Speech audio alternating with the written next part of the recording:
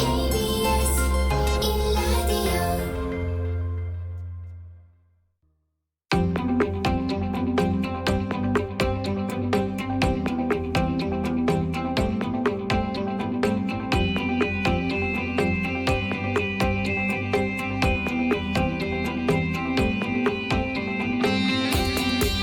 김성환의 시사야.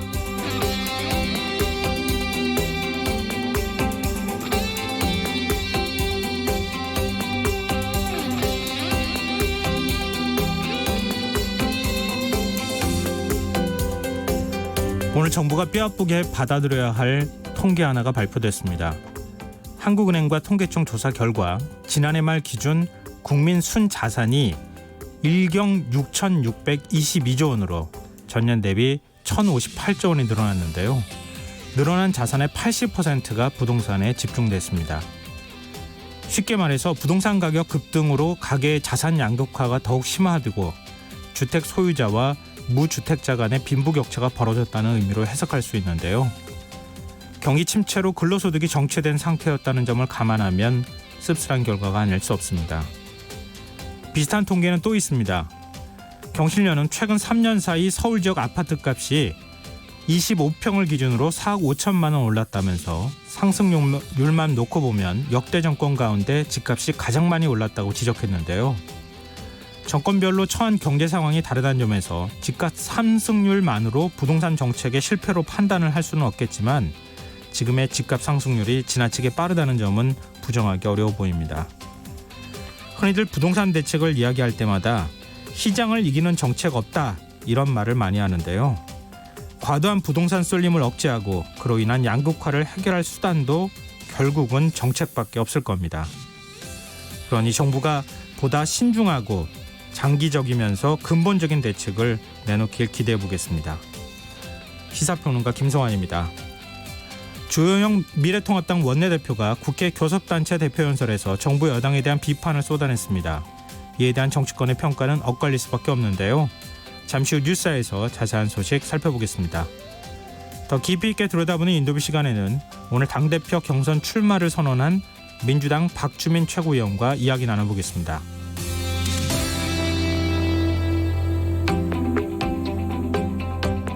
김성환의 시사에는 청취자 여러분의 참여를 오늘도 역시 기다리고 있겠습니다. 방송 내용과 관련해 의견이 있으신 분들은 문자 보내주십시오. 당첨된 분들께는 모바일 상품권 보내드릴 텐데요. 참여하실 번호는 샵9730이고요. 짧은 문자는 50원, 긴 문자는 100원의 이용료가 부과됩니다. 콩 게시판을 통해서도 무료로 참여하실 수 있고요. KBS 1라디오 유튜브 채널을 통해서도 실시간으로 시청 참여하실 수 있습니다. KBS 1라디오 김성환의 시사야. 그럼 지금 시작하겠습니다.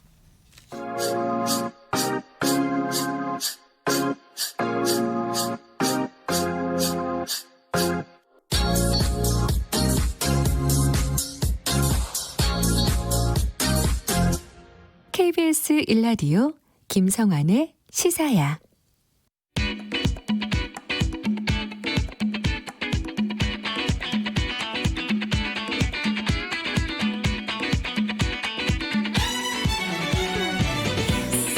오늘 놓쳤던 뉴스 꼼꼼히 정리해드리는 뉴스야 시간입니다. 오늘은 곽재훈 프레시안 기자 나와 계십니다. 안녕하세요. 네, 안녕하세요.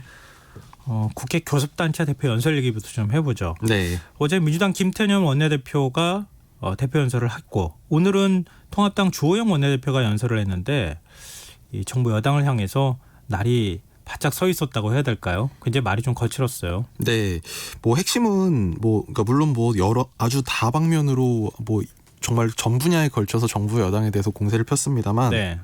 중요한 거는 이제 고 박원순 전 서울시장 문제 그리고 부동산 정책 정도가 좀 눈에 띄는 부분이라고 할 수 있겠는데요. 네. 주 원내대표는 오늘 국회 본회의장 연설에서 인권운동과 여성운동에 앞장섰던 박원순 전 시장이 비서실 직원에 대한 성추행을 무려 4년이나 지속했다는 고소 내용도 경악스러웠지만 사과도 설명도 없는 갑작스러운 죽음도 충격이었다면서 더 놀라운 것은 정권과 여당의 태도라고 지적을 했습니다. 주 원내대표는 민주당과 박 전 시장 지지자들이 여전히 박 전 시장을 옹호하고 피해 여성의 고통을 외면하고 있다면서 2차 가해를 서슴지 않고 있다라고 지적을 하고요. 국회 차원의 진상규명과 재발방지 대책을 위한 특위 구성을 제안한다고 밝혔습니다. 또 부동산 대책과 관련해서는 이명박 박근혜 정권 9년 동안 서울 아파트 중위값이 26% 오른 데 비해 문재인 정권은 3년 만에 52%나 급등했다. 이제 이런 숫자를 앞세우면서 그럼에도 김현미 장관은 정책이 잘 작동하고 있다고 하고 여당 의원은 그렇게 해도 집값 안 내려간다고 하니 분통이 터진다고 비난을 했습니다. 이어서 이렇게 집값이 폭등하고 있는데도 무엇이 잘못됐는지조차 모르고 있는 김현미 장관과 경제팀을 하루속히 경질하고 대통령이 직접 국민께 사과하라고 촉구했습니다. 이 교수단체 대표 연설하는 동안에 독재라는 단어를 5번이나 썼다고요? 네, 뭐 무슨 뭐 사법 장악이다, 뭐 또 의회 독재다, 뭐 이런 이야기들을 했는데요. 네. 뭐 결국은 이제 특히 의회 독재라는 부분과 관련해서는 뭐 그 여당이 법사위를 비롯해서 상임위를 모두 다 가져갔다. 이제 이 점에 대해서 좀 불만을 표시하면서 네. 결국 우리가 믿을 건 국민밖에 없다. 그러니까 우리를 좀 도와달라. 뭐 이런 취지의 연설이었습니다. 근데 지금 사법부의 최근 판결을 정권의 입맛에 맞는 판결로 규정을 했어요. 그리고 김명수 대법원장의 이름을 거명하기까지 했다고요? 네, 이 사법 권력 장악이라는 이 주장과 관련해 가지고 이 주원내 대표가 연설에서 일부 대법관 또 헌법재판관들의 실명을 거론하면서 뭐 이들이 우리법 연구회 출신이다, 뭐 무슨 또 뭐 민변 출신이다 이런 점을 문제를 삼았는데요. 네. 근데 뭐 이 판결의 어떤 부분이 어때서 문제고 예를 들면 뭐 어떤 재판관이나 뭐 대법관이 뭐 어떤 사람과 구체적으로 뭐 어떻게 연결되어 있다든지 뭐 그런 구체적인 내용은 하나도 없이 네. 그냥 뭐 민변 출신이고 우리법 연구회 출신이라는 얘기만 하면서 뭐 중립성을 의심받고 있는 판관들이다. 또 정권 입맛에 맞는 판결을 알아서 해주고 있다는 정황이 나타나고 있다. 이런 주장을 폈는데 네. 조금 근거가 부족해 보였습니다. 지금 뭐 물론 이제 대법관이나 지금 대법원 내에 주요 요직이 국제인권법학회라든가 우리법 연구회 출신들이 꽤 있다. 이제 이런 거는 뭐 기정사실화 된 건 아니겠습니까? 네. 또 과거에 또 생각해 보면 양승태 대법원장 시절에는 또 보수 성향의 엘리트 모임이라고 하는 민사판례 연구회 출신 대법관들이 한때는 또 8명이나 됐던 적도 있었고, 이걸 어떻게 봐야 되는가? 이재명 경기도지사 판결을 보고 좀 분노한 것을 여기다 넣은 거 아닐까 이런 생각도 좀 들더라고요. 네. 그리고 추미애 법무부 장관이 주영우 원내대표의 교섭단체 대표 연설에 참석한 것도 화제가 됐어요. 예, 그 참석을 했을 뿐만 아니고 이제 오늘 국회 본회의에서 이 추미애 법무장관 본인에 대한 이 탄핵소추안이 보고가 됐거든요. 네. 네, 당사자 본인이 이제 그 자리에 있어서 좀 화제가 됐는데 이 SNS에 올린 글에서 탄핵소추안이 발의된 데 대해서 지금까지 오로지 공정과 정의에만 집중하겠다. 그러면서 핍박의 주인공으로 저를 지목하며 탄핵소추가 발의됐다. 이런 표현을 해서 눈길을 끌었습니다. 또 이제 국회 본회의장에서 오늘 또 눈에 띄었던 게 이 추 장관이 뭔가 이 스마트폰으로 열심히 뭔가 자료를 보고 있었는데 네. 이 본회의장에서 그렇게 열심히 보면은 다 이제 찍히잖아요. 다 찍힌다는 걸 우리 모두가 알고 있잖아요. 네. 근데 뭐 내용을 봤더니 이게 윤석열 검찰총장 그리고 장모 관련 자료를 이렇게 보고 있어가지고 좀 뭔가 어떤 메시지를 의도한 거 아니냐 이런 해석이 나오기도 했습니다. 이것도 어떻게 봐야 돼요? 진짜 의도했을까요? 아니, 뭐 그건 모르죠. 근데 알다시피 이제 추미애 장관이 뭐 국회 경험이 없는 분이 아니고 사선 의원 출신이고 민주당 대표 출신이고 이 추미애 의원이 장관이 민주당 대표를 할 때 뭐 이렇게 찍혀가지고 뭐 논란이 된 적이 여러 번 있었기 때문에. 네. 근데 이제 그 국무위원석에서 이제 그걸 이렇게 심지어 글자를 확대까지 해가지고 찍혀가지고 그게 뭐 과연 모르고 그랬겠느냐는 건 좀 사실 생각하기는 어렵죠. 이 실수라고 보기에는 이전 사례에 비춰봤을 때 좀 의도적인데 가까운 실수 아닐까 뭐 이런 이제 해석도 가능할 것 같은데요. 뭐 오직 그것은 본인만이 알겠죠. 네, 의도적이었는지 맞습니다. 아니었는지는. 그리고 조영 원내대표의 교섭단체 연설에 대한 정치권 반응도 좀 궁금한데요. 먼저 민주당에서는 어떤 입장이 나왔습니까? 네, 민주당 박성준 원내대변인은 그 주호영 원내대표 교섭단체 대표 연설에 대해서 비판과 비난만 난무했고 대안과 비전 제시는 없었다 이렇게 혹평했습니다. 특히 사법부 장악이라는 부분에 대해서 현재의 사법부는 그 어느 때보다 중립을 잘 지키고 있다 하면서 이 문재인 정부 들어서 임명된 대법관들이 이재명 지사 판결에서도 이 반대 의견을 낸 사례도 있다 이렇게 지적을 했습니다. 또 이 추미애 법무장관을 비판한 데 대해서 추 장관의 수사 지휘는 검찰 수사의 공정성을 확보하기 위한 것이라면서 법무부 장관의 행위야말로 법치주의다 이렇게 주장했습니다. 뭐 윤석열 검찰총장을 지금 사방에서 포위하고 있다. 뭐 이른바 이제 윤석열 죽이기를 하고 있다. 이제 이런 이제 지적도 사실은 했던데 이 보는 관점에 따라서 민주당은 또 이렇게 정반대 해석도 가능하군요. 그리고 정의당에서도 비판의 목소리가 나왔어요. 네, 정의당 역시 뭐 민주당과 비슷했는데요. 대안 없는 비판만 나열된 제1야당의 대표 연설이라기 부끄러운 수준이었다. 이 김종철 수석 대변인 논평을 통해서 이렇게 비판을 했습니다. 정의당은 이 주원내 대표 연설에 대해서 대안은 거의 없는 비판의 나열이었다. 이렇게 꼬집으면서 그것도 민의의 흐름을 벗어나 수구적 입장만 늘어놓았다. 집권 여당이 잇따라 국민에게 실망을 안겨줌에도 왜 국민이 통합당에게 손을 내밀지 않는지 그 이유가 오늘 연설에 적나라하게 드러나 있다. 이렇게 꼬집었습니다. 그리고 부동산 정책과 관련해서도 김현미 국토부 장관의 경질하고 대통령 사과를 요구하기도 했어요. 여기에 대해서 청와대 입장이 나왔습니까 혹시? 아니 오후에 뭐 청와대 관계자가 그 청와대 기자실로 내려오긴 했는데 네. 이 관련 언급은 없었습니다. 그리고 고 박원순 전 서울시장 성추행 의혹과 관련해서 국회 특위를 구성하자고 제안했는데 이게 민주당에서 받을 가능성이 있을까요? 이 주호영 원내대표 연설은 이렇게 했어요. 민주당도 거부하지 않을 것으로 생각한다 이렇게 네. 얘기를 했는데 예. 제가 보기엔 거부할 걸로 생각이 됩니다. 거부할 걸로 생각이 돼요. 이제 지금 민주당은 왜냐하면 이 진상조사 관련해서 이 진상조사 요구가 뭐 시민사회에 좀 있었습니다만 이 정작 본인 그러니까 박 시장이 사망을 했기 때문에 당 차원의 조사가 어려움이 있다. 그 점을 양해해달라 이제 그렇게 밝히면서 네. 진상조사는 서울시 자체 조사에 맡기겠다 이제 이런 입장이었거든요. 네. 또 이제 아까 말씀드린 박성준 원내대변인이 이제 오늘 주호영 원내대표 연설에 대해서 좀 비판하는 뭐 논평을 냈는데 거기서도 이 관련 대목은 아예 언급을 안 했습니다. 아예 외면했다 이렇게 또 볼 수 있겠군요. 예. 그리고 그 박원순 전 서울시장 사건은 경찰 수사가 지금 진행 중이지 않습니까? 네. 임순영 젠더 특보가 오늘 새벽까지 경찰 조사를 받았다고 해요. 네, 오늘 새벽까지 한 3시, 새벽 3시 정도에 끝난 걸로 지금 알려졌는데요. 네. 이 5시간 반 정도 조사를 받고 변호인과 함께 이 경찰서를 나섰지만 이 취재진들의 질문에는 답을 하지 않았습니다. 다만 경찰 관계자는 그 임순영 특보가 물어보는 대로 대답을 어느 정도 잘 했다면서 조사가 잘 이루어졌다고 밝혔습니다. 그리고 이 고 박 시장을 고소한 피해자 측이 내일 2차 기자회견을 열 거라고 얘기가 나왔었는데 그게 확정이 된 건가요? 예, 내일 11시에 한다고 지금 기자들한테 알렸는데요. 네. 이 한국 성폭력 상담소와 한국 여성의 전화, 그러니까 이 피해자 측을 지원하고 있는 이 여성 단체들은 서울시가 구성하겠다고 밝힌 박 전 시장 사건 관련 합동조사단에 대한 입장 그리고 주요 쟁점에 대한 의견 등을 내일 회견에서 밝히겠다고 알려왔습니다. 이 피해자 측을 그 법률 대리를 하고 있는 김재련 변호사는 오늘 오전 이 사무실에서 취재진과 만나서 불필요하게 오해가 나오는 부분이 있어서 궁금해하는 점을 기자회견에서 대부분 말씀드리려 한다 이렇게 취지를 설명했습니다. 그러면 지금 여성단체에서는 서울시에서 민관합동조사단 만드는 것 거기에도 참여하지 않겠다 이렇게 거부하고 있는 상황 아니겠습니까? 네, 그렇죠. 그럼 진상규명을 어떤 방식으로 해야 되는 거예요? 경찰 입장에서는 지금 성추행 의혹과 관련해서는 공소권 없음 결정 내리고 그 외에 2차 가해나 아니면은 성추행 의혹을 묵인이나 방조했던 이런 부분에 대한 수사를 진행하겠다 이렇게 얘기하지 않았습니까? 그러니까 그 부분에 대해서 그 김재련 변호사가 오전에 취재진과 만나서 좀 약간 힌트라고 할까요? 물론 내일 회견에서 좀 더 정확하게 표현이 되겠습니다만 네. 오늘 그 약간 그 방향은 시사를 했는데 이 박 전 시장 사망으로 공소권이 없어졌어도 고소 사실에 대해 판단을 받는 것은 국가의 공적 기구를 통해 가능하다 이렇게 얘기하면서 아마 그런 쪽으로 진행을 해야 될 것 같다고 얘기를 했습니다. 네. 그러니까 고소 본건은 이제 이 고소는 사실 이 피해자가 박 전 시장을 고소한 네, 건데 그렇죠. 그 고소 본건에 대해서는 이제 수사가 되기가 어렵겠지만 뭐 예를 들면 뭐 서울시의 책임도 있겠고 뭐 그런 이제 피해자가 피해 사실을 호소했을 때 이제 서울시 관계자들이 그것을 뭐 외면하거나 방조하거나 이제 이런 것에 대한 어떤 형사적인 책임도 따질 수 있기 때문에 네.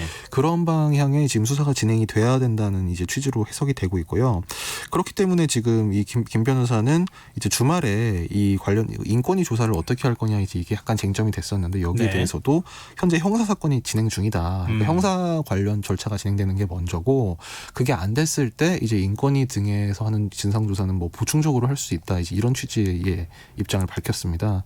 그래서 아마 일단 경찰 조사를 먼저, 그러니까 서울시의 진상 조사라든가 뭐 인권위 차원의 조사라든가 이런 것보다는 사법기관에서 이제 사실 규명이 되는 게 우선이다. 이런 입장인 것 같습니다. 그러면 앞서 잠깐 얘기가 나오긴 했지만 경찰이 지금 성추행 묵인이나 방조했던 부분과 관련해서 서울시 관계자들을 계속 조사하겠다는 거 아닙니까? 네. 사건이 6건이나 지금 들어와 있다고 하던데 네. 그러면 그걸 수사를 하면 성추행에 대해서 묵인했다 아니다 이런 부분에 대한 판단이 가능하니까 성추행이 있었다 없었다는 것까지도 판단할 수 있다 이렇게 볼 수 있는 건가요? 네, 그 얘기입니다. 예, 김 변호사에게는요. 아 그걸 지켜보겠다. 예. 그리고 난 다음에 그 이후에 국가인권위에 진정을 내서 국가인권위 차원에서 조사를 하든가 이런 방식들은 또 추후에 결정하겠다. 예, 그러니까 일단 서울시는 조사 대상이지 주체가 될 수 없기 때문에 신뢰할 수 없다는 게 이제 피해자 측 입장이고요. 네. 그 인권위에 대해서는 이제 좀 보수 성향 시민단체들에서 주로 이걸 인권위에서 조사해달라는 진정을 넣어서 이게 지금 인권위에서 피해자 측 입장이 어떤지를 물어보는 게 이제 17일, 18일 정도에 진행이 됐는데 네. 거기에 대해서 이제 김재련 변호사가 제3자가 제기한 사건 조사에 응하지 않겠다. 그래서 관련 단체와 협의를 하고 필요할 경우 피해자가 직접 주체가 돼서 인권위에 진정하겠다 이렇게 얘기를 했거든요. 그래서 그러니까 형사 사건을 먼저 진행을 하고 네. 이게 이제 만약에 필요한 경우에 이제 인권위에 진정도 하겠다 이런 이야기였습니다. 좀 이게 진상을 규명하는 데까지는 시간이 걸릴 수밖에 없겠다라는 생각이 좀 드는데요. 좀 이렇게 되면 서울시 민관합동 조사단에는 여성 단체도 안 들어가고 그러면 아예 구성 자체가 안 되는 겁니까? 이렇게 되면? 네, 뭐 지금 서울시 조사는 약간 엎어질 것 같은 지금 분위기인데요. 네. 왜냐하면 이제 그 한국 여성의 전화 그리고 성폭력 상담소 등 이 피해자 지원 단체들이 뭐 물론 내일 정확하게 입장을 밝히겠다고 하긴 했는데 앞서 지난 16일에 이미 발표한 입장문에서 서울시는 본 사건을 제대로 규명할 수도 없고 할 의지도 없는 걸로 보인다 이렇게 좀 비판적으로 입장을 밝혔고요. 또 서울시가 그래서 이제 다른 전문가 단체들의 조사위원 추천을 해달라 이렇게 요청을 했는데 네. 그 요청을 받은 곳 중에 하나가 한국여성변호사회인데 이제 지난 19일에 이 강제 수사 즉시 착구를 촉구한다면서 이 위원 추천을 거부한다는 입장을 밝혔습니다. 그래서 지금 서울시로부터 조사위원 추천을 의뢰받은 단체들 중에 뭐 여변뿐만 아니라 상당수가 이걸 거부하고 대신에 수사기관이 수사해야 된다. 또 서울시가 압수수색을 받아야 된다. 이런 좀 촉구를 하고 있는 상태여서 서울시에서는 지금 22일까지 이거 그 위원 추천 요청을 한 데 대해서 답변을 기다리겠다고 하긴 하는데 좀 그 구성이 완료되기가 좀 쉽지 않아 보입니다. 네, 알겠습니다. 지금 내일 기자회견이 아까 11시라고 말씀하셨나요? 네. 예, 내일 기자회견 아마 어떤 내용을 얘기를 하는지 좀 지켜보면 구체적인 윤곽이 나오지 않을까 싶습니다. 저 화제를 좀 바꿔보겠습니다. 지금 고 박원순 서울시장과 관련한 문제가 워낙 컸기 때문에 지금 민주당 전당대회가 다 묻히는 이런 현상이 지금 발생하고 있는데 박주민 의원이 당대표 경선 출마를 선언했어요. 네. 좀 아까 박주민 의원 좀 이따 인터뷰를 하실 거라 네네. 그래가지고 뭐 간략하게만 본인한테 직접 들으시는 게 아마 청취자분들이 더 나으실 것 같긴 한데요. 우선 오늘 박주민 의원이 오후에 그 국회에서 기자회견을 좀 전격적으로 열어서 현재 당의 모습은 현장에 있지 않고 국민과 과감하게 교감하지 못하며 국민을 믿고 과감하게 행동으로 나서지 못하는 모습이다 이렇게 비판하면서 국민과 함께 가는 두려움 없는 정당을 만들겠다 이런 기치로 이 출마를 선언을 했습니다.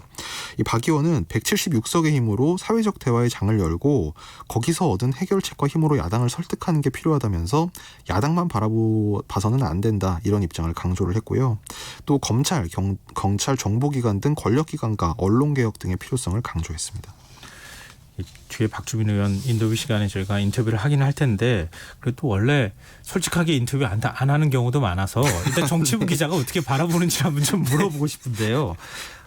박주민 의원의 출마가 지금 당대표 선거 구도에 어떤 영향을 미칠까요? 좀 긍정적인 영향을 미칠까요? 어떨까요? 긍정적인 영향이라는 게 어떤 걸 말씀하시는지 아무래도 경쟁이 치열하면 관심도 높아질 수 있으니까 그런 의미에서 관심을 제기한다는 면에서는 물론 긍정적인 영향을 미칠 것 같고요. 네. 이게 뭐 실제로 어떤 정도의 득표가 가능할 거냐 뭐 거기에 대해서는 지금 전망이 좀 엇갈리고 있는데 네. 이 박주민 의원 본인이 오늘 기자들과 만나서 자기가 출마를 한다고 했을 때 이제 당 주요 인사들이랄까요? 그러니까 현직 당 대표와 지금 당권 경쟁자들이 어떤 반응을 보였다 이걸 소개를 해준 게 약간 좀 재밌었는데요. 네. 이해찬 대표한테 말했더니 이 대표가 이렇게 얘기했다고 합니다. 소문 돌던데 드디어 결심했네. 도전하는 건 좋은 거지 이렇게 얘기했다고 합니다. 그리고 그러니까 박 의원이 내가 이런 말을 들었다고 밝혔다는 거고요. 네. 뭐 이낙연 의원은 이미 소문 듣고 있었다. 어려운 결단했다. 이렇게 얘기했다는 거고 김부겸 의원은 잘해봅시다. 뭐 이랬다고 합니다. 왠지 어깨를 토닥토닥 거리는 이런 좀 분위기인 것 같은데 그러니까 해석은 청취자분들이 알아서 하시면 되겠습니다만 박 의원이 아까 기자들 만나서 이렇게 얘기를 하더라고요. 네. 지금 그리고 이 박주민 의원이 이거는 좀 이따가 한번 물어볼까요? 사실은 서울시장 출마를 위한 사전 포석 아니냐 이런 얘기도 좀 나오고 있더라고요. 예, 아니라고 하실 것 같습니다. 왜냐하면 아까 기자들이 안 그래도 그걸 물어봤는데요. 그래서 서울시장 출마 얘기가 있었는데 그러면 시장은 안 나오시는 건가요? 이렇게 물어봤더니 네. 그거를 전혀 염두에 두고 있지 않았다 하면서 다만 열어놓고 고민해야 된다는 생각은 하려고 한다 이렇게 얘기를 했습니다. 네. 야당에서 이제 통합당 장제원 의원이 오늘 다른 방송에 나와가지고 좀 약간 심술궂게 이런 얘기를 했습니다. 서울시장 두고 한번 인지도를 높이기 위한 참여 아니냐. 좀 약간 이런 식의 의혹을 제기했습니다. 야당에서 지금 의혹을 제기하는 거예요? 여당 내에서 나오는 얘기는 아니고요? 그러니까 장제원 의원이 네. 그 오전에 아까 오후에 어디였죠? 어디 방송이 나와가지고 여러 명 좌담하는 거기가 있었는데 네네. 지나가는 식으로 한마디 했는데 좀 이렇게 뭐랄까요? 이 박 의원 입장에서는 약간 섭섭할 것 같습니다. 제가 좀 이따 한번 진짜 직접 물어보도록 하겠습니다. 그리고 얘기가 나와서 말인데요. 이재명 경기지사가 민주당이 서울시장과 부산시장을 공천해서는 안 된다 이렇게 주장을 해서 지금 공천 문제를 둘러싸고 또 이낙연 지금 의원 같은 경우에는 좀 부정적으로 얘기하지 않았습니까? 뭐랄까 지금 얘기할 수 있는 성질의 것이 아니다 이런 식으로 얘기를 해서 뭔가 좀 갈등 구도가 만들어지는 것 아니냐 이런 얘기도 있어요. 예, 이게 지금 사실 이제 주요 포스트에 있는 뭐 이낙연, 김부겸 이 두 당권 주자뿐만 아니고 이제 어제 이재명 경기지사까지 어제 아침 라디오에서 이런 얘기를 하면서 이 관련 이야기를 하면서 네. 약간 이제 공천 여부 이게 약간 뭐랄까 이걸 두고 이제 당내에서 입장이 좀 갈리고 있는데 일단 이재명 지사는 어제 아침 라디오 인터뷰에서 아프고 손실이 크더라도 약속을 지키는 게 맞다. 장사꾼도 신뢰가 중요한데 공장이 문서로 규정했으면 약속을 지키는 게 맞다. 그러니까 공천하지 않는 게 맞다는 입장을 밝혔고요.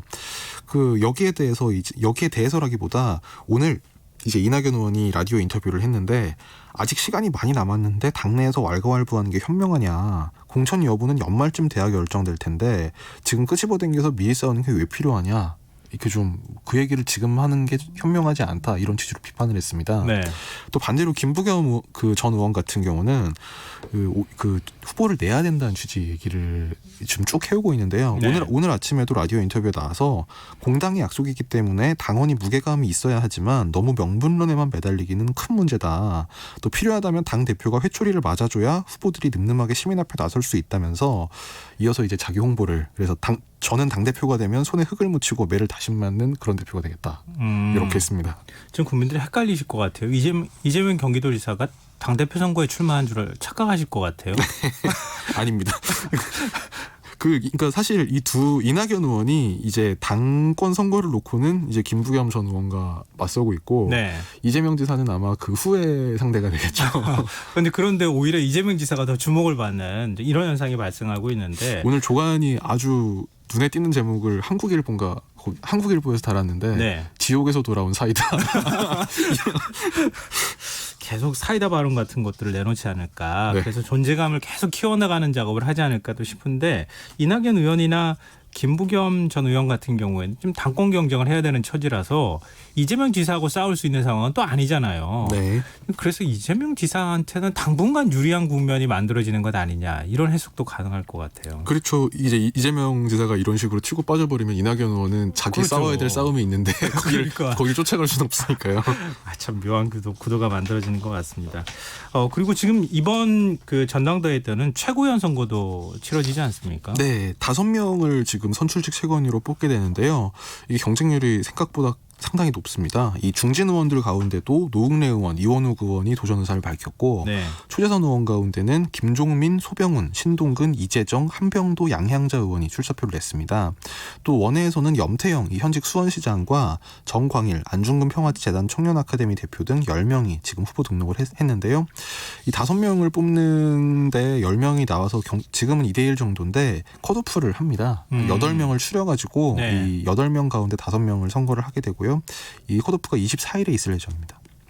이게 또 일반적인 경우보다는 조금 후보 숫자가 많은 거죠? 10명이면은? 예, 그렇죠. 사실 그리고 원래 이걸 지금 그 집단지도 체제가 아니라 이걸 단일성 집단지도체라고 하는데 네. 대표 선거, 최고위원 선거를 분리하면 사실 최고위원 선거가 뭐 좀 약간 2부 리그 비슷하게 돼가지고 사실 여론의 관심이 좀 덜하게 되거든요. 네. 그래서 이렇게 출마자가 이렇게 많은 경우가 사실은 그렇게 많지는 않았습니다. 네. 점점 뭔가 이 전당대회 분위기가 달아오르는 건 아닌가 이런 생각이 좀 듭니다. 지금 여러분께서는 KBS 1라디오 김성환의 시사회와 함께하고 계십니다. 이제 좀 화제를 좀 바꿔보겠습니다. 지금 오늘 또 최고의 화제가 됐던 이슈를 모았던 소식이 아닐까 싶은데요. 이른바 검언 유착 의혹을 받고 있는 이동재 전 채널A 기자 지금 구속 상태인 거죠? 네, 구속돼 있습니다. 한동훈 검사장의 대화 녹취록 전문을 공개했어요. 네, 그러니까 이동재 전 채널A 기자의 변호인이 이 전 기자와 한동훈 검사장 간의 녹취록 전문을 이제 공개를 했는데요. 그 변호인 측은 신라젠 사건 취재와 관련해서 두 사람이 공모한 정황이 없다. 이 녹취록을 보면 그런 정황이 명확하다. 이렇게 주장을 했습니다. 여기에 대해서 중앙지검 수사팀에서는 이 녹취록에 대해서 일부 대화가 축약됐고 누락됐다. 이렇게 반박하고 있습니다. 근데 왜 하필 이 시점에서 공개를 한 겁니까? 만약에 이게 자신한테 유리했다고 하면은 애초에 구속되기 전에 공개를 했어야 되는 거 아닌가요? 뭐 그렇게 생각할 수 있겠는데요. 뭐 직접적인 계기가 된 거는 이제 최근 어제 또 그저께 이제 방송사에서 이제 관련 보도들이 나오니까 그 보도가 이제 사실과 다르다. 이제 이걸 반박하는 차원에서 나왔다고 할 수 있겠습니다. 근데 이정 기자 측 주장대로 왜곡된 부분이 있습니까? 지금 방송사라고 하면 MBC하고 KBS잖아요. 네. 예. 그런데요. 이제 아까 이제 제가 초반에 말씀드린 게 중앙지검 수사팀에서 이 녹취록 대화가 이제 실제 자기들이 파악한 내용과 좀 뭐 축약 누락된 부분이 있다 이렇게 얘기를 하고 있는데 네. 뭐 이제 그 부분은 이제 앞으로 사실관계가 좀 확정이 돼야 될 부분인데 만약에 이 이동재 기자 변호인 측에서 공개한 이 녹취록이 만약에 사실과 부합한다고 한다면 뭐 그 내용을 이제 문헌대로 봐서는 뭐 그 공모를 했다라고 보기엔 좀 어렵지 않나 싶습니다. 그러니까 이 대화 내용을 그 녹취록의 내용을 보면 네. 이정 기자가 신라젠 관련 이제 얘기를 하니까 이 한동훈 검사장이 이 사건은 이제 많은 시민들이 피해를 입는 일반인들이 피해를 입는 다중 피해 사건이기 때문에 빨리 수사해서 확산을 박아야 하는 게 우선이고 여기 관련해서 무슨 정치인이나 유명인이 연루됐다는 건 그 다음 문제다 이런 취지 얘기를 하고 네. 그리고 유시민 이 노무현 재단 이사장 관련 의혹을 이제 이정 기자가 언급한 데 대해선 자기는 전혀 모른다 관심이 없다 또 이렇게 얘기를 했습니다.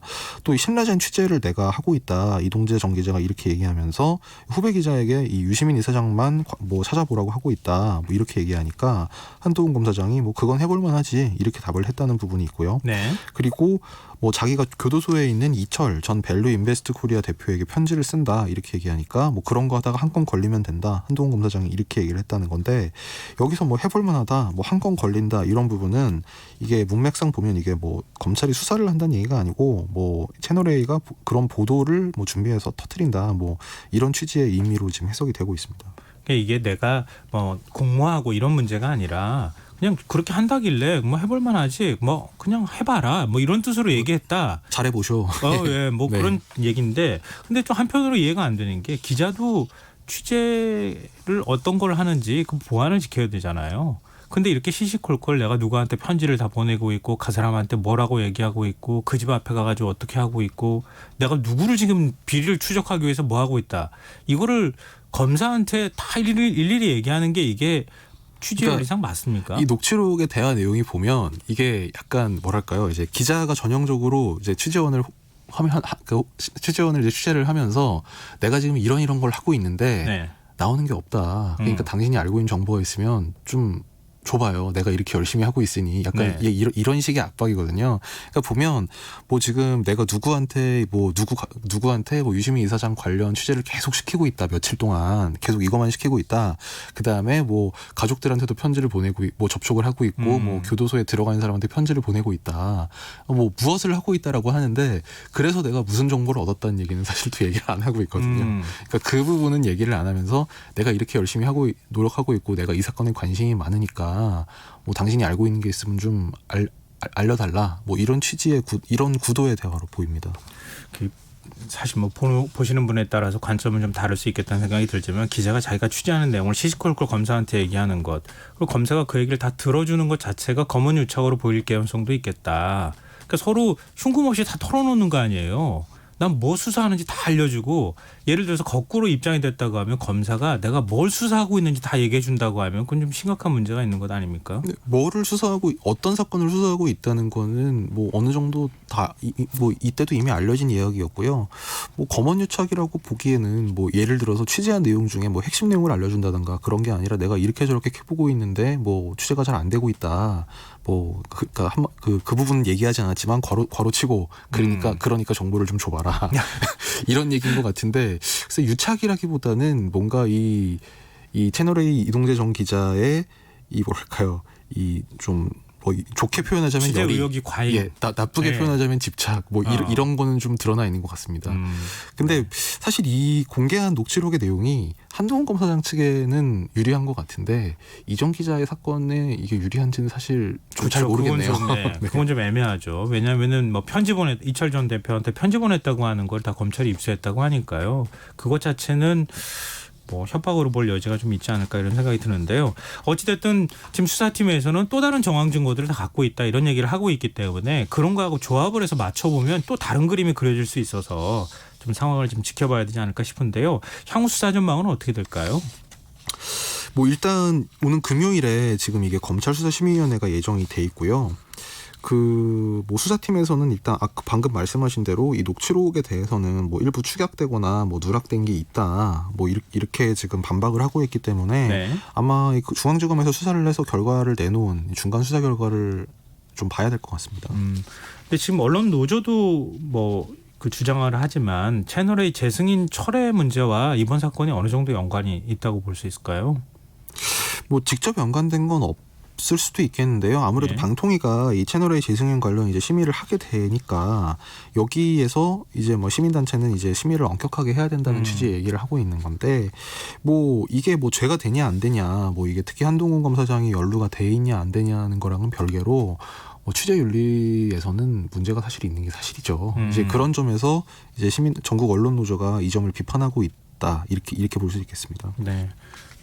뭐 재승인을 조건부 재승인한 거 아닙니까? 그 조건부에 해당이 되는 부분이 이 사건과 관련되어 있는 거라서 만약에 최종적으로 확정 판결이 나면 그러면 지금 재승인 문제하고도 관련이 없다고 말하기 어려운 상황이 있다. 또 이렇게 해석이 가능할 것 같아서 이것도 좀 상황을 봐야 될 것 같습니다. 자, 끝으로 코로나19 관련 소식도 좀 살펴볼까요? 지금 현황이 오늘은 어느 정도 확진자가 나왔습니까? 네, 서울 요양시설에서 확진자가 무더기로 나가면서 오늘 1일 신규 확진자 수가 40명대로 다시 늘었습니다. 해외 유입 사례도 지금 꾸준히 나오고 있는 가운데 지역 발생 환자까지 증가해서 좀 우려가 되고 있는데요. 중앙방역대책본부는 오늘 자정 기준으로 이 코로나19 신규 확진자가 45명 늘어서 누적 13,816명이 됐다고 밝혔습니다.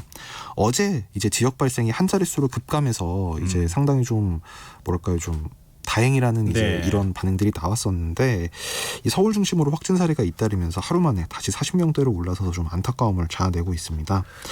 네. 예, 그러니까 신규 확진자 45명 감염 경로는 해외 유입이 25명, 지역 발생이 20명이고요. 서울 강서구 방화 1동의 노인 보호시설 강서중앙 데이케어 센터 집단 감염이 컸습니다. 네. 뭐 지난번에도 요양시설에서 47명의 확진 판정을 받는 그 집단 감염이 있었는데 좀 강서 중앙 데이케어 센터 같은 경우에도 그렇게 되지는 않았으면 좋겠다 그런 네. 바람을 좀 가져봅니다. 방역 당국은 지금 이런 모습들을 보면서 확진자 숫자는 좀 줄어든 것처럼 보이지만 조용한 확산이 이루어질 수 있다 이렇게 지금 경고하고 있죠. 네, 권준욱 중앙방역대책본부 부본부장은 일선 역학조사관들은 현재 지역 감염이 산발적으로 나타나 안심할 수 있는 상황이 아니고 특히 휴가철 인구 이동과 밀집된 환경으로 인해 언제든 지난 4월 말에서 5월 초 때 겪은 일이 발생할 수 있다는 의견을 냈다. 그러니까 그때 이제 확진자 발생 수가 상당히 높았는데 네. 다시 이제 그런 위기 가까운 단계로 갈 수 있다는 점을 언급을 하면서 네. 지난 4월을 돌이켜보면 자신감을 가졌던 기억도 있지만 얼마 지나지 않아 클럽발 감염으로 인해 일순간에 뚝이 무너진 경험을 했다면서 이를 진압하고 억제하는데 2살 이상이 소요됐고 아직 그 여진이 계속되고 있다고 지적을 했습니다. 행정안전부가 방역 사각지대를 줄이기 위한 기획점검을 강화하겠다는 입장을 밝혔는데 이게 어떤 내용입니까? 이 기획점검을 이제 행안부가 방역 사각지대를 없애겠다면서 관계부처, 지자체와 함께 지난 6월부터 11개 분야 이 취약시설 80곳을 대상으로 기획 점검을 진행을 했습니다. 이제 사례를 보면 뭐 외국인 밀집 지역이라든지 아니면 뭐 고시원 그리고 소공연장, 고속도로 휴게소, 볼링장 뭐 이제 이런 데를 이제 쭉 점검을 한 건데요. 네. 결과를 보니까 좀 상당히 미흡한 부분들이 있었다. 그래서 여기에 대해서 이제 그 점검 결과를 발표를 하고 앞으로도 점검을 강화하겠다 이런 취지의 의견을 낸 겁니다. 그러니까 외국인 밀집 시설과 인력 시장, 소공연장, 육가공업체 그리고 쪽방촌, 고시원, 한바식당, 고속도로 휴게소, 볼링장, 탁구장, 무도학원 등이 점검 대상이 됐는데요. 이 서울과 경기 등 인력시장 4곳 뭐 사례를 좀 들어보면 외국인 구입자들이 모이는 경우에 대부분 거리두기, 마스크 착용 등 기본적 방역수칙이 지키지 않았다. 이제 이런 점이 지적이 됐고요. 또 쪽방촌, 뭐 서울역 인근 영등포구, 남대문 등 이제 이런 3개 지역 쪽방촌을 점검한 결과 대부분 이 코로나에 취약한 노약자, 기저질환자라는 이제 결과가 나왔습니다. 네. 미국에 이어서 영국에서도 그 백신 1단계 임상시험에 성공했다고 하는 소식이 좀 들리던데 우리나라 지금 혈장 치료제 개발하는 건 어떻게 되는 거예요? 그래서 백신도 사실 이거 백신 수급을 위해서 외국 같은 경우에는 백신 미리 계약을 하고 막 한다던데 우리도 뭔가를 대처를 세워야 되는 거 아닙니까? 일단 혈장 치료제 관련해서는 지금 한국 지시 녹십자가 이 혈장 치료제 임상 시험용 제품을 지금 생산하기 시작했다고 어제 밝혔습니다. 네. 이제 이 회사에서 국립보건원과 함께 혈장 치료제를 개발하고 있고 지금 충북 청주 오창 공장에서 생산을 하고 있고요. 이 백신과 관련해서는 아까 말씀하신 대로 이제 미국 화이자와 독일 바이오엔테크 그리고 영국 그 아스트라제네카사와 옥스퍼드대 이 공동으로 지금 연구를 하고 있는데 지금 뭐 상당히 좀 긍정적인 결과들이 많이 보도가 되고 있어서 방금 말씀하신 대로 저희도 수입이나 이런 부분에서 좀 서둘러야 될 것 같은 이제 생각이 들고 있습니다. 우리 정부도 한 1,400억 원을 투자해서 백신 개발을 지원하고 있는 상황이기 때문에 우리 제약업체에서도 백신을 개발했다. 뭐 일상이라도 좀 성공했다고 하는 소식이 빨리 들렸으면 좋겠습니다. 오늘 뉴스에 여기까지 하겠습니다. 지금까지 곽재훈 프레시안 기자였습니다. 고맙습니다. 감사합니다.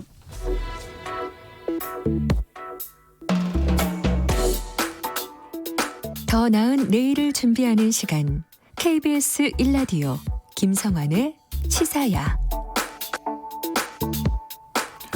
박주민 더불어민주당 최고위원이 당대표 후보 등록 마지막 날인 오늘 출마를 공식 선언했습니다. 이로써 민주당 차기 당권 경쟁은 이낙연 의원, 김부겸 전 의원, 박주민 최고위원까지 3파전으로 확정됐는데요. 오늘 인터뷰 시간에는 박주민 최고위원 연결해서 경선에 임하는 각오 한번 들어보도록 하겠습니다. 박 최고위원님 안녕하십니까? 네, 안녕하십니까? 네. 왜 이렇게 늦게 당대표 출마 결심하셨어요? 네, 사실은 여러 가지 고민할 바가 있었어요. 네. 그래서 고민을 한 지는 한 2주가 좀 넘었는데 쉽게 결정을 못 내리고 어제 밤에서야 최종적으로 결심을 하게 됐습니다. 그러다 보니까 등록 마지막 날에 굉장히 늦게 출마 선언을 하게 됐던 것입니다. 예. 고민을 하신 부분이 어떤 겁니까?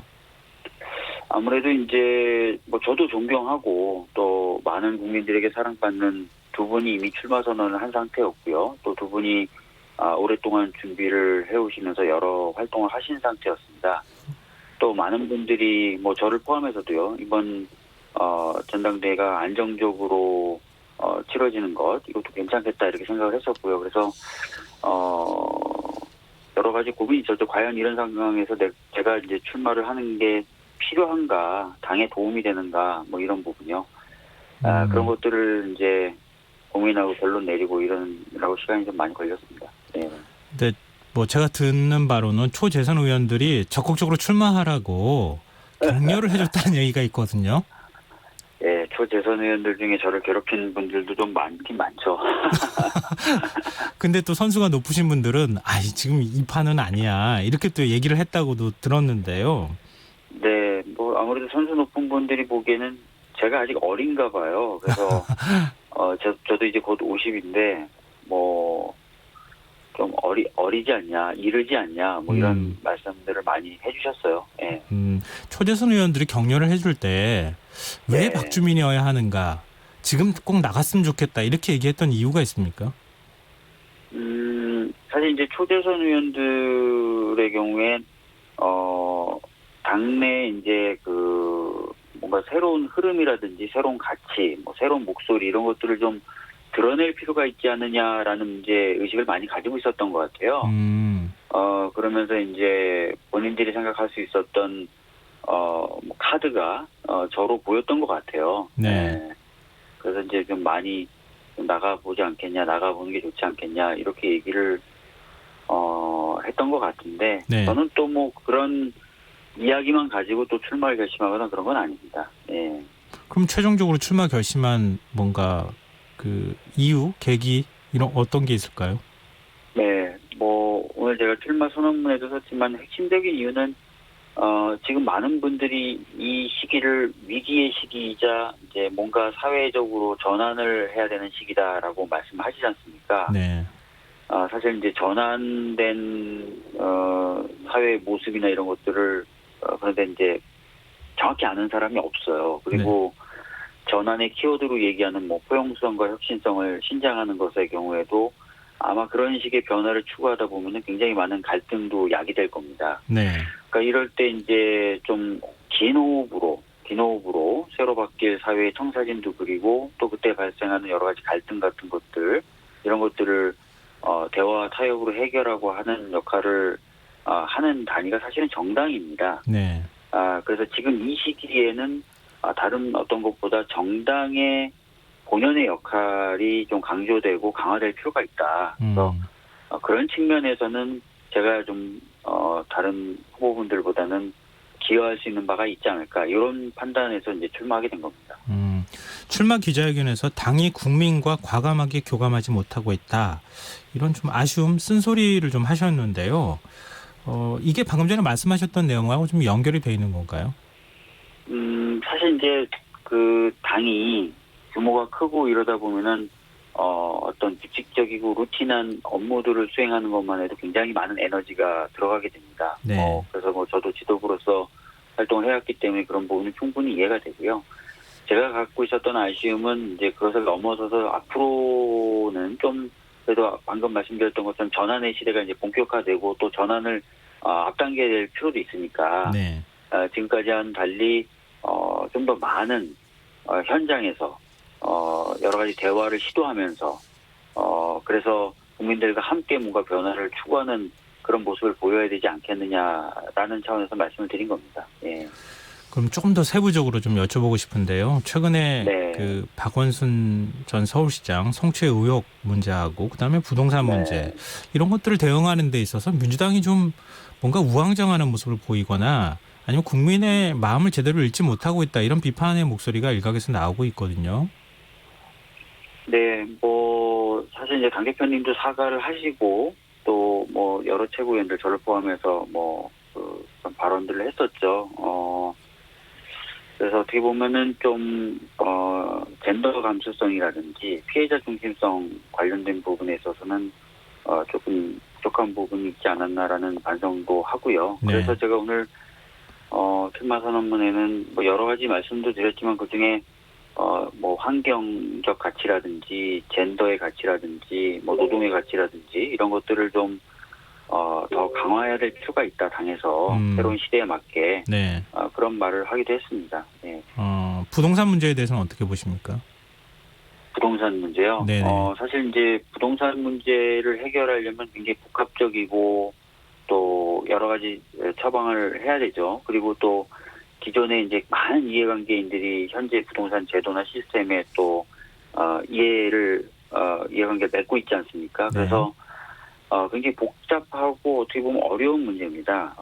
그래서 다양한 처방을 그리고 꾸준하게 하겠다라는 어떤 시그널을 분명히 보내야 될 필요가 있고요. 그러면서도 좀 어떤 단기간의 처방뿐만 아니라 장기간의 처방도 늦었다고 생각하지 말고 지금부터라도 시작해서 좀 계속 가져가야 됩니다. 그게 이제 오늘 어저께 김태년 원내대표가 얘기했던 수도권 집중의 완화라든지 이런 부분들이거든요. 네. 그래서 지금 나오고 있는 조세 정책이라든지 뭐 이런 것들과 함께 장기적으로는 수도권 집중을 좀 완화할 수 있는 것들 이런 것들을 우리 당은 또 우리 정부는 지속적으로 하겠다 이런 의지를 좀 밝히고 그걸 실제로 집행해 나가는 것이 좀 필요하다고 생각합니다. 김태년 원내대표가 얘기했던 행정수도 이전 필요성 그거에 네, 동의하시다는 말씀이세요? 네, 사실 이전 이전부터 지방분권 강화 그리고 공공기관 지방 이전 등을 통해서 이제 수도권에 집중된 것을 완화해야 된다라는 주장을 저희 당이 해왔었습니다. 네. 그런 연장선상에서 나온 이야기고요. 저도 그런 문제의식은 굉장히 동의하는 바인데요. 2천만 명, 그러니까 인구의 한 절반 정도가 수도권에 살고 나머지 절반 정도도 수도권에 살고 싶어하는 참 그러니까 어떻게 보면 세계에서 유례가 없는 나라가 우리나라입니다. 근데 이것을 좀 분산시키지 않고서는 과밀이라든지 집중으로 인한 문제를 해결하기 어려워요. 그래서 저는 사실 지금 당이 밝힌 정책 말고도 뭐 한 10개 정도의 거점 대학이 전국에 있는데 그것에 집중적으로 좀 투자를 해서 굉장히 높은 교육 수준을 담보하고 그렇게 투자된 거점 대학을 네트워크로 묶어서 어느 학교를 다니고 졸업해도 가칭 뭐 그냥 이름을 붙인다면 뭐 한국대학이란 뭐 어떤 졸업장을 받고 이런 식으로 해서 전국의 거점 대학들을 곳곳에 이제 육성하고 그것과 이제 지방으로 이전된 공공기관이 연계를 맺도록 하는 그런 정책까지도 좀 나가야 된다고 생각하거든요. 네. 하여튼 계속해서 저희들은 좀 집중을 완화하고 분산을 추구하는 그런 정책을 해야 되지 않겠나라는 것이 이제 제 개인적인 생각이기도 합니다. 네. 근데 김철영 원내대표가 행정수도 이전 문제 얘기하고 난 다음에 이게 현실적으로 네네네. 가능한 거냐, 개헌 사안 아니냐, 부동산 정책 실패를 다른 데로 이슈를 좀 관심을 돌리기 위한 것 아니냐 이런 얘기도 있었거든요. 이게 진짜 추진이 가능하겠습니까?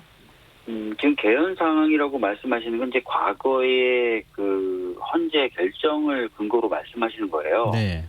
그런데 그때도 헌재가 어떤 성문의 헌법, 현행의 헌법을 기준으로 그렇게 판단했다기보다는 다 아시겠지만 소위 말하는 관습헌법이라는 것을 가지고 판단한 것이거든요. 네. 그렇기 때문에 이제 판단 그 근거나 기준이 그 당시에도 많은 비판을 받았었던 결정례입니다. 그리고 헌재 결정례는 시대적 변화나 상황적 변화를 반영하게 돼 있기 때문에 최근처럼 이제 수도권 집중이 그 당시보다 더 문제가 된 상황에서 과연 동일한 결정을 내릴 것이냐 이런 부분도 저는 그렇지 않을 가능성이 훨씬 더 크다라고 보고 있습니다. 그래서 굳이 개헌을 하지 않아도 충분히 뭐 국회 이전이라든지 이런 부분은 가능하다고 봅니다. 그러면 만약에 당대표가 나중에 되시면 네. 행정수도 이전을 적극적으로 추진하겠다 이런 말씀이신가요? 네, 저는 아까도 말씀드렸던 것처럼 수도권으로의 집중 이런 부분을 해결하지 않고서는 뭐 수도권이 갖고 있는 문제뿐만 아니라 전국적으로 좀 공동화되는 이런 부분을 해결하기는 어렵다고 봅니다. 네, 알겠습니다. 그리고 앞서 저희 인터뷰 시간에도 나왔던 이 화두이기도 한데요. 네. 내년 4월 보궐선거에서 차기 서울시장에 나가기 위한 행보 아니냐 이런 일각의 분석이 나오고 있습니다. 정말 그렇습니까? 우선은 뭐 최근에 이제 서울시장 후보로 제가 거론이 됐었죠. 뭐 그건 저도 잘 알고 있습니다만 제가 이제 직접 그런 의사를 밝힌 바는 없습니다. 그리고 지금 현재로서는 그런 생각은 가지고 있지 않고요. 지금 전당대회 그리고 이 전당대회에서 여러 가지 좋은 이야기들을 하면서 당원들을 만나는 것 이런 것에 집중하고 있습니다. 예. 부정하시지 않는데요? 어떤 걸요? 서울시장 후보 출마에 대해서요? 서울시장 후보 출마에 대해서요? 예. 지금은 그런 생각 안 하고 있어요. 예. 지금은 그런 생각 안 하고 있다고 하면 나중에 생각하실 수도 있다는 의미로 해석이 가능해서 그래서 제가 다시 한번 여쭤본 겁니다. 제가 뭐 당대표가 됐는데 뭐 사퇴하고 그런 생각 전혀 안 하고 있고요. 당대표가 안 됐을 때도 어떻게 될까? 할까? 뭐 이런 생각에 대해서 구체적으로 생각해 본 적이 없다는 얘기입니다. 생각조차 해본 적이 없다. 네, 그런 의미로 이해하겠습니다. 자, 그리고 지금 이재명 경기도지사가 서울시장과 부산시장 보궐선거 이거 당에서 출마를 후보를 내보내면 안 된다 이렇게 얘기를 했거든요. 이 발언에 대해서 어떻게 보십니까? 사실 저도 예전에 이제 언론과의 인터뷰에서 부산시장 그 후보를 내느냐 보궐선거 때 이런 질문에 당원 당규가 있기 때문에 좀 신중히 고려해야 되는 것 아니냐라는 취지로 말씀을 드린 적이 있어요. 근데 이제 여러 가지 그 사정으로 서울시 같은 경우도 지금 보궐선거를 치르게 되지 않았습니까? 네. 이렇게 되다 보니까 이제 보궐선거의 의미라든지 취지 그리고 상황 이런 것들이 저는 많이 바뀌었다라고 생각합니다. 그래서 어떤 분들은 제가 이제 과거에 했던 말을 뒤집는 것 아니냐라고 비판하실 수는 있겠지만, 적어도 제가 봤을 때는 굉장히 상황이 많이 바뀌었다. 그래서 당원 당규를 지킴으로써 어떤, 국민에게 어떤 책임지는 모습을 보여주는 것이 맞는지 아니면 한 1,500만 여야 되는 유권자들의 선택을 받도록 하고 그 선택을 통해서 책임지는 모습을 보이는 것이 맞는지에 대해서는 판단을 이제 차기 지도부가 해야 된다고 생각을 하고요. 네. 미리부터 선을 그어서 절대 안 된다라고 얘기할 부분은 아니라고 생각합니다. 아, 그러면은 이낙연 지금 후보하고 거의 비슷한 맥락의 말씀으로 이해해도 될까요? 이낙연 후보님이 어떤 말씀을 하셨는지 제가 정확히 지금 왈가왈부할 게 아니다. 나중에 생각할 아마, 문제다. 이제 이런 식의 취지였거든요. 네, 아마 비슷한 취지일 수도 있겠네요. 예. 네. 자, 마지막으로요. 이번 전당대회에서 이낙연, 김부겸 또 후보에 비해서 나는 이런 부분이 장점이다. 이런 전략으로 이번 전당대회를 도전하겠다. 이런 예. 말씀이 있으시다면요. 워낙 두 분이 훌륭한 분이시고 저도 존경하는 분들이시라서 제가 두 분을 상대로 어떤 전략 내세울 만한 게 있는지 여러 가지 열심히 찾아봐야 될 것 같은데요. 네. 우선은 그나마 그래도 찾아볼 수 있는 건 제가 이제 현장성이라든지 이런 것들을 강조했던 생활을 계속 해왔었고 하기 때문에 현장에서 국민과 대화하고 소통하는 거 그리고 그것을 통해서 해결책을 찾는 거 그리고 그것을 또 위해서 당을 좀 더 활기차게 만드는 거 이런 부분에 있어서는 조금 더 잘할 수 있지 않을까 이런 자신감이 좀 있습니다. 예. 네. 앞으로 전당대회 준비하시느라고 굉장히 바쁘실 텐데요. 선전하시길 기대하면서 오늘 인터뷰는 여기서 마쳐야겠습니다. 오늘 말씀 고맙습니다. 예, 감사합니다. 네, 지금까지 더불어민주당 박주민 최고위원과 얘기 나눠봤습니다. KBS 라디오 김성환의 시사 1부 순서는 여기서 마무리하겠습니다. 1부 끝곡으로 웨스트라이프의 I Have a Dream 들으시고요. 전 11시 정각 2부에 다시 찾아오겠습니다.